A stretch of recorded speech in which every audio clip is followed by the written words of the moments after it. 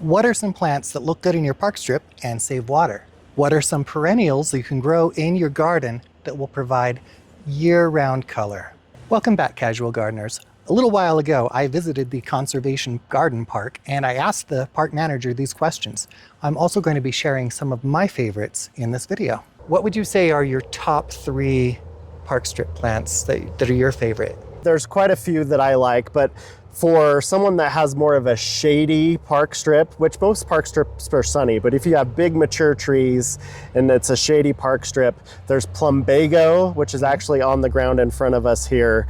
The plumbago does really well in sun and shade, and it does well in a park strip too. So I also like catmint, which is probably relatively familiar to a lot of people. The older varieties of catmint would probably get a little bit too big for a park strip, but there's lots of new varieties on the market that stay smaller. Oh, nice. Yeah. Nice, because I've got some older catmint in my garden. Yeah. And yeah, you gotta beat that back. Oh yeah. Yeah, so there's some newer varieties that stay less than 10 inches tall and wide. So they're much smaller varieties that are good for a park strip. Another plant that I like a lot for park strips is penstemons.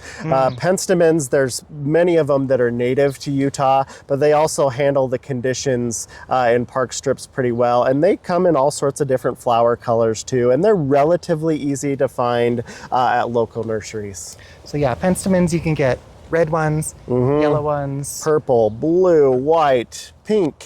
All the colors. Yep, absolutely. Shaun's favorite park strip plants are some really great choices. My top 3 park strip plants would have to be ice plants, saffron crocus, and also penstemons.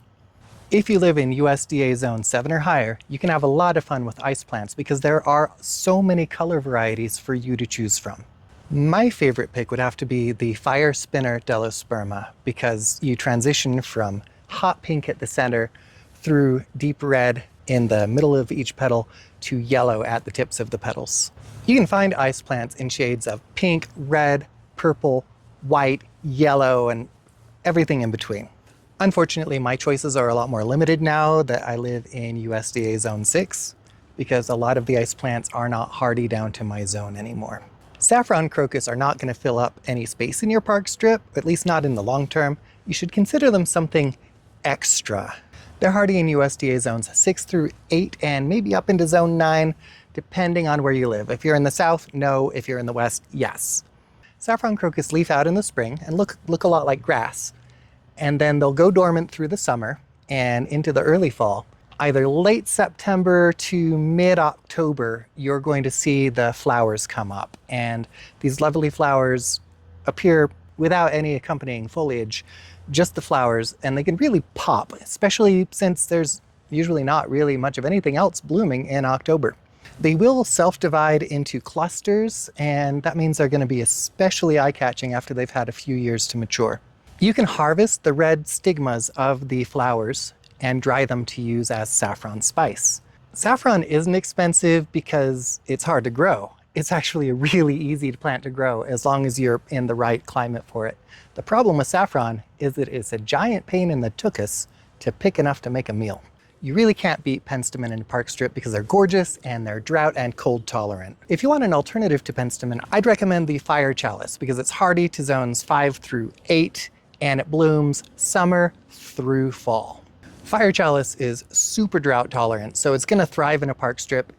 It is also going to attract a lot of pollinators, including hummingbirds. Fire chalice is crack for hummingbirds. It's really great to garden for all of the seasons. Yeah. But it's also really hard to figure out what am I going to do for spring interest, summer interest, fall interest. What are just a couple of your favorite plants that'll keep us in blooms kind of all year round? With water-wise landscaping in general, spring tends to be the time of the year that maybe gets forgotten about a little bit because water-wise landscapes, they tend to have lots of spring blooming perennials and things like that. So for spring, I think it's important for us to add a spring blooming like daffodils, tulips, bulbs, essentially, that will come up into the ground in March, April, early May, and kind of fill in those color gaps in the landscape. So bulbs are water-wise. Oh yeah. In fact, they're actually one of the more water-wise plants that you can put in your landscape because they're mainly using water when water is available. And then they go dormant in the drier parts of the year. So they're pretty water-wise. Bulbs can be fantastic spring bloomers, but some of them, like tulips, require cold winters and hot, dry summers to really thrive. They do great here, by the way. If you're not too snooty about your plants, here are some flowering perennials that will give you beautiful spring flowers and can be found at most big box stores. Candy tuft is all over the big box stores, and it will give you beautiful, bright white blossoms in the spring with minimum maintenance. It's a lovely, low-growing, clumping perennial that is hardy in zones 3 to 8, and my experience is it lives for a pretty long time. There is a clump of candy tuft in my front garden at this house that has been here since before I bought the house. Baskets of Gold is another big box favorite that is available in the spring. It's going to bloom all spring long and requires low water. In some places as seldom as every 2 weeks you'd water this once it's established. It's a brassica that will give you bright yellow blooms in full sun April through May. Its olive green foliage could be a really fun contrast to other plants in your garden even when it's not in bloom. If you're looking for spring flowers for the shade, one of my personal favorites is Bleeding Heart. It is hardy zones 3 through 9, and it will give you beautiful spring blooms once it's established with moderate water in shade to part shade. Also for summer, which is the season that we're in right now, so you can see lots of beautiful plants blooming behind us right now. Some of my favorites are actually right next to us. Many people may know about geraniums. They may know about annual geraniums that you grow in flower pots, but they're actually perennial geraniums that can live year-round in our landscapes and are very water-wise. I also really enjoy echinacea. There's lots of different colors of echinacea that can grow in your garden. I'm 100% behind Shaun's picks. Geraniums and echinacea are beautiful plants for summer blooms. Here are a couple more summer blooming perennials for the water conscious. Gaillardia, or blanket flower, are amazingly drought tolerant flowers in the daisy family. There are at least dozens of species of this native North American flower, and they range in terms of their lifespans from everything from annual to short-lived perennial. So you're going to want to make sure that the Gaillardia you're getting has the life cycle you want. These cheerful flowers provide forage for bees, butterflies, and the seeds are great food sources for birds. Genus Salvia provides a variety of sage species whose flowers nourish bees, butterflies, and hummingbirds.